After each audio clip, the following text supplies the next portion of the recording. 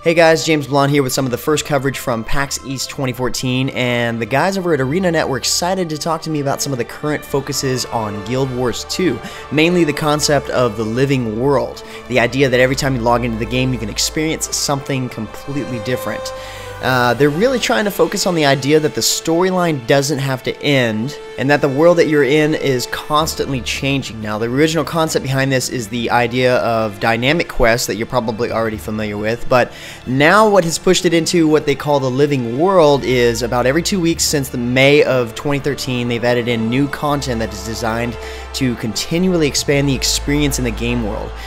Basically, episodic content every 2 weeks, recently ending the first season of the Living World. That season ended with the destruction of the capital city of our entire game. This was a massive, bustling city. This was the hub that all our players played in.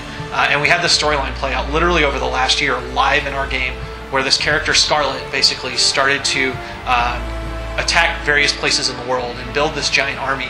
And step by step, she laid out this plot as she built up different weapons and experimented in different parts of the world. And players were chasing clues all over our game world in these 2-week updates about where Scarlet was going to go next and what her end goal was and what she was trying to do. And this finally culminated in the beginning of March in our final episode, where she launches an attack on the capital city. She has this huge ship that flies over the city and actually drills down into the middle of the city and starts boring to get at this magical energy that's under the city. And the city is literally left in complete ruins. Spoilers, the player is able to kill her, but right as they kill her, she's able to fire a massive amount of energy down into this energy beneath the city. And you see it travel across the world and wake up a massive beast somewhere else in the world. And that is kind of we left that as our cliffhanger, with that being where we're going to pick up with Season 2 of Living World in the future. So that's what ended the first season, and they plan to start a second season really soon. But the most recent thing being added to the game starting today comes with the April 2014 feature pack, which is focused on changing the experience that players have in the game world and how you experience them with plenty of game-wide features. Now, the major ones they wanted to share with you guys first is they've actually modified the way players progress in the game, mainly high level, with changes to the traits system. See, previously players had to go to a specific area to refund their traits in order to rebuild their character, and at the same time, once player reached level 80, you're basically done customizing the way your character plays. So what they've done with the trait system now is push back the level at which the different trait tiers unlock for new characters in order to better pace the early game experience and to add more meaningful character progression from levels 30 to 80. With the new feature pack, players can unlock the Adept tier at level 30, the Master tier at level 60, and the Grandmaster at 80. Now, all major traits will be locked on characters created after today with the feature pack, but will be unlocked via trait guides, a new in-game item. As part of the living world, these trait guides can be found by completing specific content in the world, and you can actually click on the trait to see where to collect it and how. They also understand that not every player is an explorer type, so you also have the option to purchase the trait guides from a professional trainer. This new system, plus the addition of many new traits, upwards of like 40 new traits, brings back the aspect of the original Guild Wars that everyone loved, which was exploring the world as a major component of the character progression. One thing about the new traits is they're located out in the world, so there's content players can do to unlock these traits. For each trait, you can go and look at the trait, and it will tell you, hey, this is approximately the content that you can do to play that trait. Sometimes it's killing a boss, completing all the content on a map. They're doing a jumping puzzle, playing specific events, or uncovering certain areas of the map. And so what the system allows you to do is mouse over a trait and click on the button that pulls up the map. I'll show you here. So there's a list of traits here. There's a lock trait here. You can click on this button and it will pull up the map, send you to where that trait takes place. This is a end part of the game called Ore, where there's a big giant dragon that you can fight, and there's a Risen High Wizard, which is one of the big bosses there, and you have to secure the area where he lives and defeat him, and that will unlock this trait for you. The next big feature they've added to the game is sort of Wardrobe 2.0 in a sense. One big form of progression in the game is collecting all the various looks for your character, and up until now, players have had no place to see all of their collection at one time. They just had to kind of stack them up in their inventory. And now the wardrobe is account-wide with a much easier way to access and view all of the skins for the gear at once. So for account wardrobe, we looked at all the gear that you can get in the game, the weapons and armor, and we knew that it was a little bit difficult to look around and see, how do I control my look in the game? What pieces of armor do I want to get? What weapons do I want to get? How do I want to customize my look and feel? We took all of those things and we said, we need to make this really easy for people to use. We want you to be able to customize your look at any time.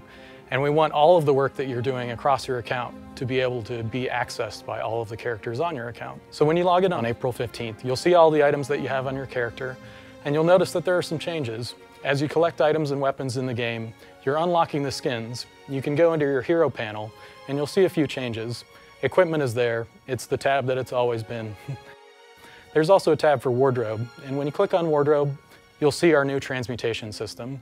It lets you go in and see all of the skins that you've collected across the game. You can assign those skins to different weapons, you can assign them to your armor that you have equipped, and you can preview your look right there, and then you can click apply once, bam, you're done. Every piece of armor and weapon that you collect across the game unlocks a skin, which you can go and use in the wardrobe in your hero panel to change your look. We also made some changes to the die system. All the dies are now account bound, so all of the dies that you've collected on each of your characters is available for use. You can go into the hero panel, and below the wardrobe tab you'll see a button that says dies. You can click on that and you can go and you can preview all of the dies. The changes that you make in both the wardrobe panel and the die panel can be applied at the same time. So you can change your look, change the color scheme, click apply, and you're done. One of the other changes we've made is to the account vault. When you go to the account vault, you'll see a new tab. It's called the account wardrobe. It looks like two doors to a wardrobe. When you click on it, you'll see all of the skins in the game, all the weapon skins, all the armor skins. You can sort, filter, and search to your heart's content. I know it's changed the way that I play, even in a dev environment. I go in there and I spend a lot of time clicking, seeing what different looks I can have, and I found a lot of things that I didn't know were in the game. The next set of features in the pack is focused on the PvP side of the game. They're actually adding in a new mode to the custom arenas that players can own, that is a deathmatch mode, along with a new map. The developers noticed that players were setting up some of the capture modes and playing them as deathmatch, so they figured why not make it its own game mode.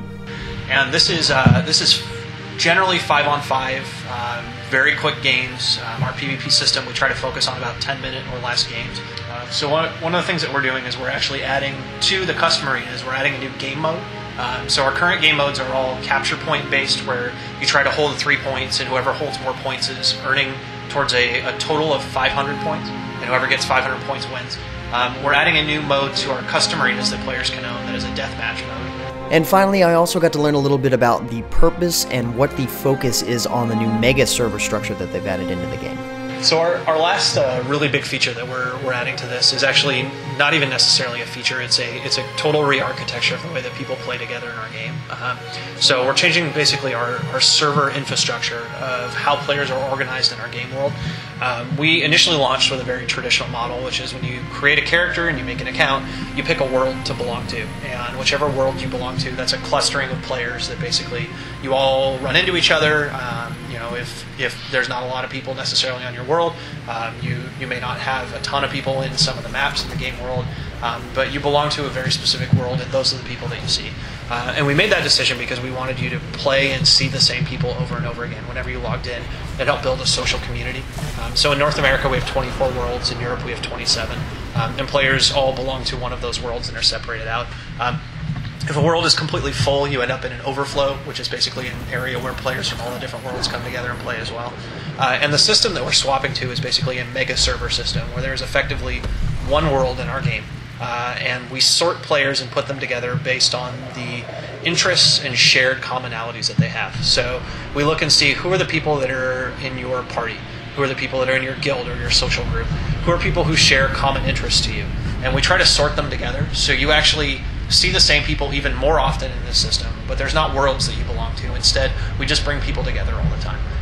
And one of the really nice things about this is, you know, if it's 2 in the morning and you're playing our game, you might be on a world that there's not a ton of people online at 2 in the morning, but there's 18 other worlds that have some people on at 2 in the morning.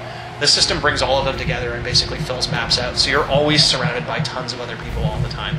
wherever you go in our game when the mega server system goes live, you're always going to have people to play with. There's always going to be people running around. You really, it gives that feeling of the early launch period. It brings that back and gives that every day when you're playing in our world, and we think is really going to help push our game forward to another level. In the experiences that people have. And it's also an awesome time for somebody to come in as a new character, because they're just going to have people everywhere to play with. It'll be like that forever going forward.